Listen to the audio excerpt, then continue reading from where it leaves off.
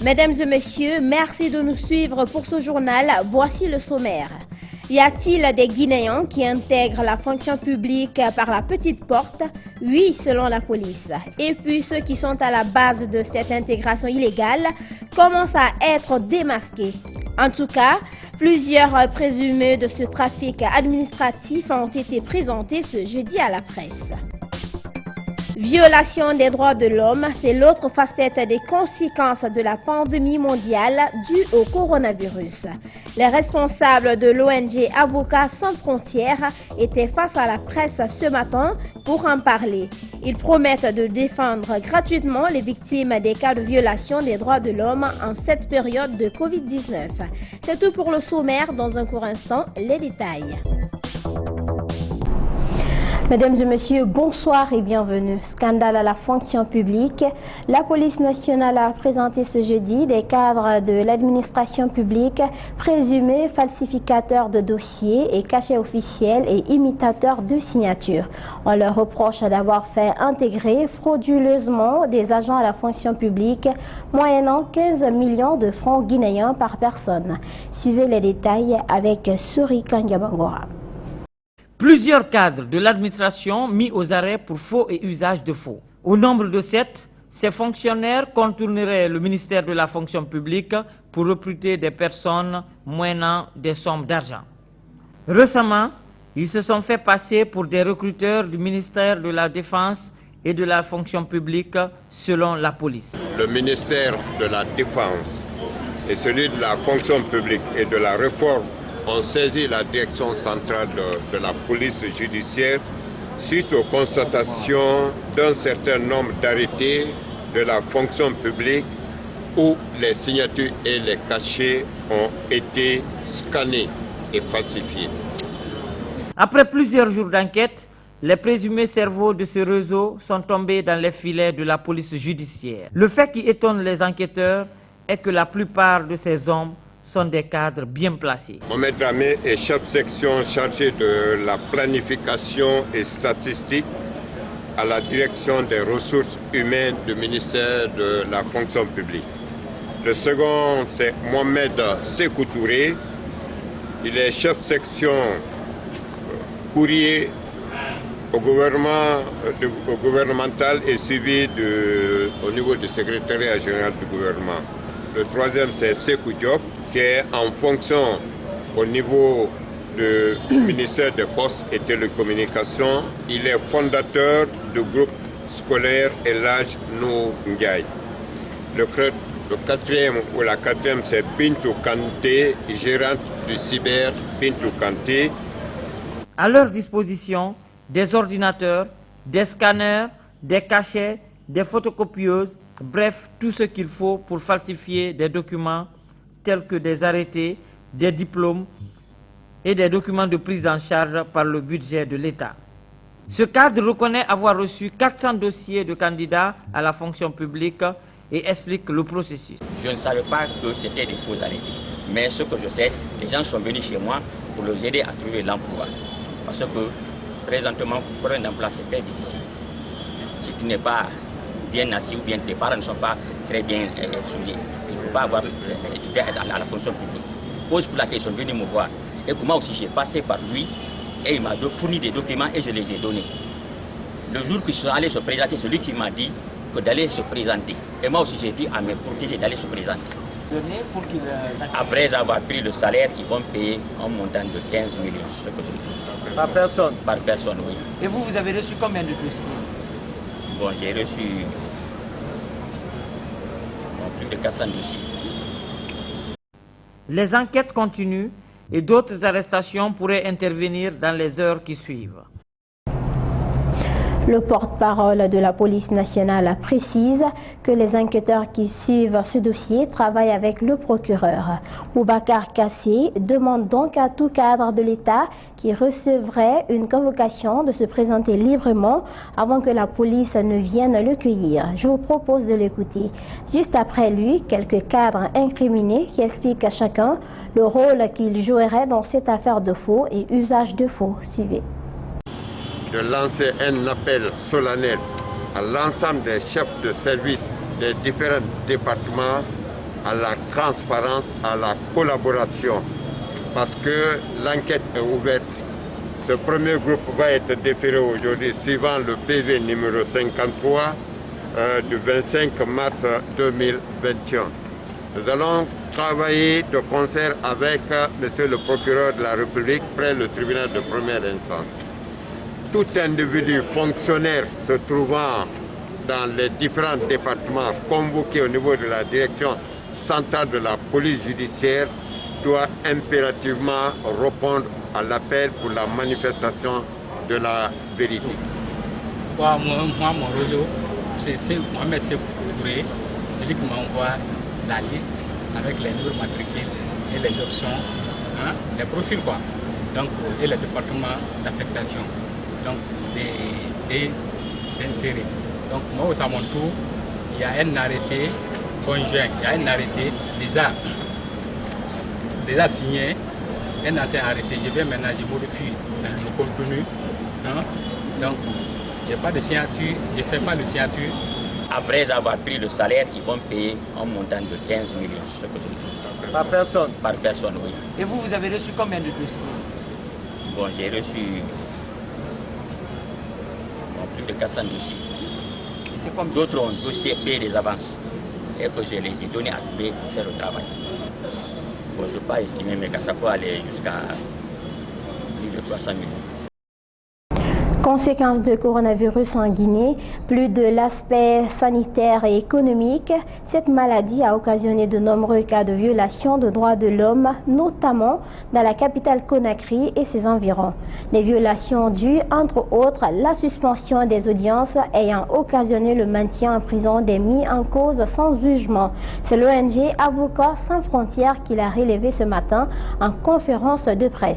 Les avocats qui dirigent cette ONG se propose de défendre gratuitement tout citoyen victime de ces violations et qui souhaiterait porter plainte pour être rétabli dans ses droits en Souverain-le-Valdé.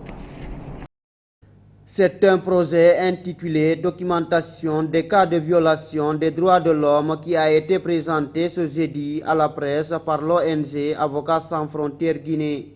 L'audit projet touche spécifiquement les cas répertoriés pendant la période du coronavirus. La zone spéciale de Conakry, les préfectures de Koya et du Breka sont les villes concernées par le projet. Pendant cette période de Covid, il y a beaucoup de violations des droits de l'homme.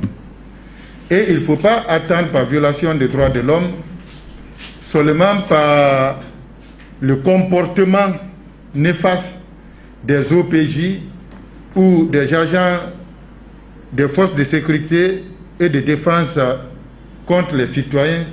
Ce n'est pas ça seulement les violations des droits de l'homme. Les violations des droits de l'homme se traduisent aussi par la détention prolongée et abusive des détenus à la maison centrale. Lorsque vous vous rappelez que quand cette pandémie a commencé en 2020, il y a eu la suspension de toutes les audiences en République de Guinée. Vous vous rappelez de cela?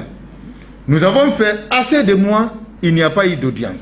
L'initiative de l'ONG Avocats sans frontières s'étendra sur une durée d'un an, à travers des dossiers sur lesquels ils seront officiellement saisis par des citoyens victimes de violations des droits de l'homme. Ces avocats entendent défendre gratuitement les personnes concernées. Et dans ce cadre, nous aurons 6 activités à mener. 1, ça sera la constitution des dossiers de procédure.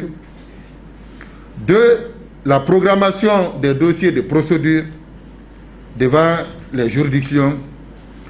3, la défense des dossiers de procédure devant les tribunaux pour enfants, les tribunaux de première instance de Kaloum, de Dixine, de Mafanko, de Koya et de Dibreka. 4, la collecte des décisions qui seront rendues par ces différents tribunaux.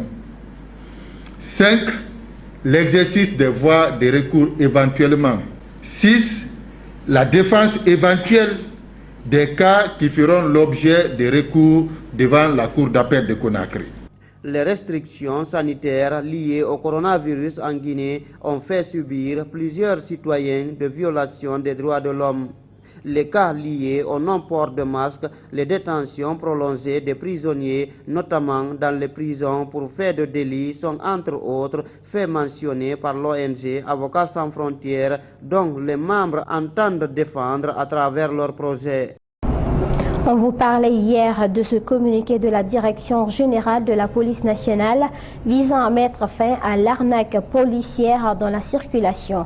L'autre mesure mentionnée dans le même communiqué concerne le port obligatoire de bavettes dans le cadre de la lutte contre le coronavirus. Les agents verbalisateurs sont désormais obligés de remettre un reçu et un masque contrevenant avant que celui-ci ne paye la contravention qui est fixée à 50 000 francs guinéens. Cette autre mesure est largement commentée dans la cité. Suivez ce micro-trottoir signé Diana Diallo. Hier soir vers 19h au carrefour Koja ici, j'ai trouvé deux pick-up policières là-bas qui ramassaient des gens à cause des, comme on appelle, des bavettes là. Étant donné que même les policiers ne portaient pas de bavettes. Donc, et parmi les policiers, il y a des stagiaires. Il y a des stagiaires, il y a des bénévoles. Donc, il faut qu'on sache qui est policier, qui ne l'est pas. Donc, cette décision, elle est salutaire. Non dinanaki parce que ndé no ma fade emige ratinaki reçu moyira comme na fala iki mige bargo na ge na rabafi kobri nan ina kobri nambe mais gido son tanto batongo iki reçu présenté ki tamma na barfan nata na yon reçu présenté ema kobri iri fala na fait kui 50 000 là. Il n'y a pas de problème. Il y a un fan de à partir de Brima. Ndé minimane fayoyi et salima kobri muira. Bale contre Philippe Neima. Et Neumane et Luna. Mais il y a un agent Fayima, policier Fayima, et conseiller Manarima Findabe Girira. Akolo, Minde Fang Boudoma, Kanye Boyerati Mane, et pourtant, il y a un mouet à Tirada. Fanga chef Nana. Et Alana and Nabi Fala Migibe Fefima, Anagati. Termunde ifa iya okeki kini manama isa 2500 tungu aso aira ina asa pour ne pas que yambore likrara ne men ngirati et voilà mais il va venir pour nous ramasser les gens quand tu as été 50 000 mais quand ils ont dit on va donner quand tu as pris maintenant 50 000 il doit donner riche. C'est ça que quand il n'a pas présenté les cartes encore n'importe comment tu ne dois pas payer l'argent ou c'est pas ça. Ok. Normalement, les 10 sont là, c'est très bon. C'est très bon. Des personnes handicapées vivant sous les pieds du pont 8 novembre se plaignent des actes de barbarie de la part des agents venus les déguerpir lundi dernier par la force. Après avoir démoli leur baraque, ils auraient bastonné certains d'entre eux. Ces personnes vulnérables demandent au chef de l'État de les aider. À défaut, de les laisser tranquilles avec leur abri de fortune. Mamadou Tanouba nous relaie ici leur cri de cœur. Suivez. Ils ont trouvé refuge sous le pont du 8 novembre depuis qu'ils ont quitté la cité de la solidarité par manque de place. Ces personnes à mobilité réduite sont sommées de quitter cet endroit. Récemment, des hommes en uniforme sont venus déguerpir la zone occupée par les handicapés physiques.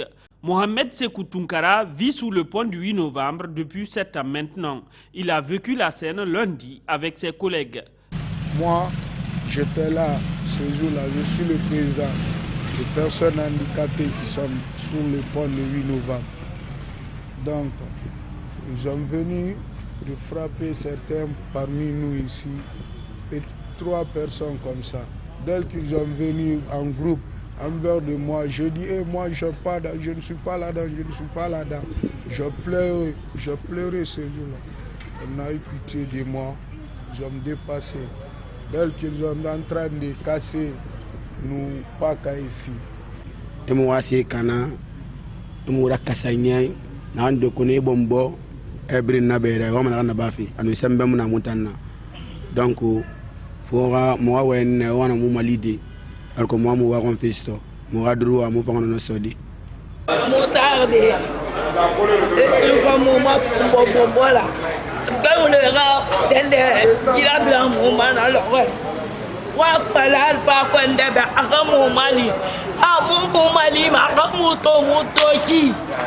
Mohamed Sékou Tounkara dit vivre sous le pont du 8 novembre, malgré lui.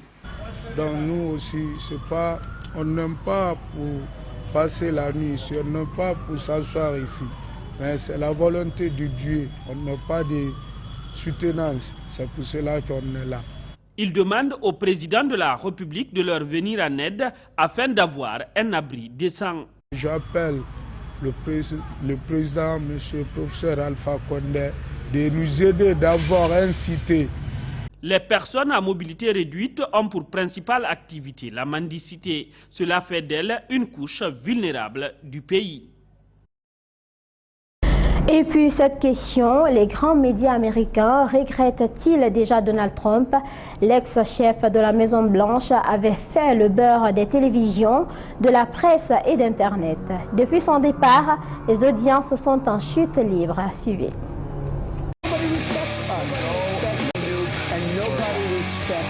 Pendant 2 campagnes électorales et un mandat de président, il a alimenté l'appétit des chaînes de télévision et des journaux américains. Chaque déclaration outrancière, le moindre débordement, la révélation du jour, l'attitude déplacée du moment. Un feuilleton en 5 saisons qui a fait travailler des centaines de journalistes jusqu'à l'arrivée de Joseph Biden. Le nouveau locataire de la Maison Blanche n'a eu de cesse d'assurer qu'il était l'exact opposé de son prédécesseur. Il est à 60% d'opinion favorable, mais ne passionne pas les foules. 20 millions de visiteurs en moins sur le site du New York Times entre les mois de janvier et février, 30 millions de moins pour le Washington Post. CNN, la chaîne d'opposition déclarée à Trump, a perdu la moitié de son audience depuis janvier. Même la conservatrice Fox News en aurait fait les frais. Ces chiffres sont-ils dus au départ de Donald Trump? Oui, mais pas que. Beaucoup de gens aujourd'hui sont aussi en retrait par rapport aux informations de façon plus générale parce que depuis un an on vit dans l'anxiogène. C'est un savant mélange des deux qu'il faut mettre sur la table pour comprendre le phénomène qui touche les médias américains aujourd'hui. Que les médias se rassurent, entre 2 parties de golf dans le repère des Trump à Mar-a-Lago, les réunions sont quotidiennes pour préparer le retour dans 2 ou 3 mois de l'ex-président avec sa propre plateforme de réseau social. En attendant, pour le bien de la presse, l'entourage de Biden devrait plancher sur le moyen de le rendre plus visible, moins lisse. Oui, cette image serait un bon début, mais ne constituerait pas une solution durable. Pour rappel, dans les années 70, à l'époque des gadins à répétition du président Ford, la presse américaine était en pleine forme. Un vaccin 100% cubain, la plus grande île des Caraïbes, injecte un de ces 4 vaccins aux travailleurs de la santé. Il faut dire que Sobirana 2 n'a pas encore été approuvé. Les essais cliniques sont dans leur dernière phase. La campagne de vaccination doit débuter au mois de juin prochain. Suivez. Dans ce flacon, le vaccin Souverain 2, 100% cubain. Les essais cliniques sont dans leur dernière phase, mais ils ne sont pas encore terminés. Ce médecin n'est pas inquiet et mise avant tout sur l'autoprotection. C'est moi qui me protège avec toutes les mesures qui s'imposent. Distanciation sociale, utilisation d'un masque facial, lavage des mains aussi souvent que possible. Alejandro Larinaga fait partie des 150 000 travailleurs de santé cubains concernés par une étude d'intervention visant à tester le vaccin à grande échelle à La Havane. Dans cette clinique, médecins, infirmiers, personnel des hôpitaux attendent leur tour, parfois avec anxiété. Une fois vaccinée, en cas de réaction, Maria doit attendre encore 1 heure avant de pouvoir repartir. J'ai peur car ce n'est pas pareil de le faire à un patient que de le recevoir. Mais bon, tant que c'est pour mon bien et pour le bien de la société, je suis là pour ça. La télévision d'État diffuse en boucle les images de ces hommes et femmes recevant l'injection nationale. Même si le pays reste peu touché par la pandémie, le gouvernement annonce le lancement prochain d'un autre test géant dans la capitale, auprès d'1,7 million de volontaires, en attendant que l'agence cubaine des médicaments approuve le vaccin. Nous pensons que ce sera le cas vers le mois de juin, peut-être. Et début août, nous devrions avoir terminé de vacciner 6 millions de personnes. Soit plus de la moitié de la population. Pour y parvenir, Cuba compte aussi sur 3 autres vaccins, dont Abdallah, en phase 3, lui aussi, est testé à Santiago et dans d'autres provinces. Si l'un de ces vaccins est approuvé, il serait le premier 100% latino-américain. Et voilà, mesdames et messieurs, c'est ainsi que prend fin cette édition d'information réalisée par toute l'équipe de Gangan RTV. À tous, merci de l'avoir suivi et merci de votre fidélité à Gangan TV. Abdoulaye Keïta, Mamadou Ba Kamara, merci à vous également. Bonsoir.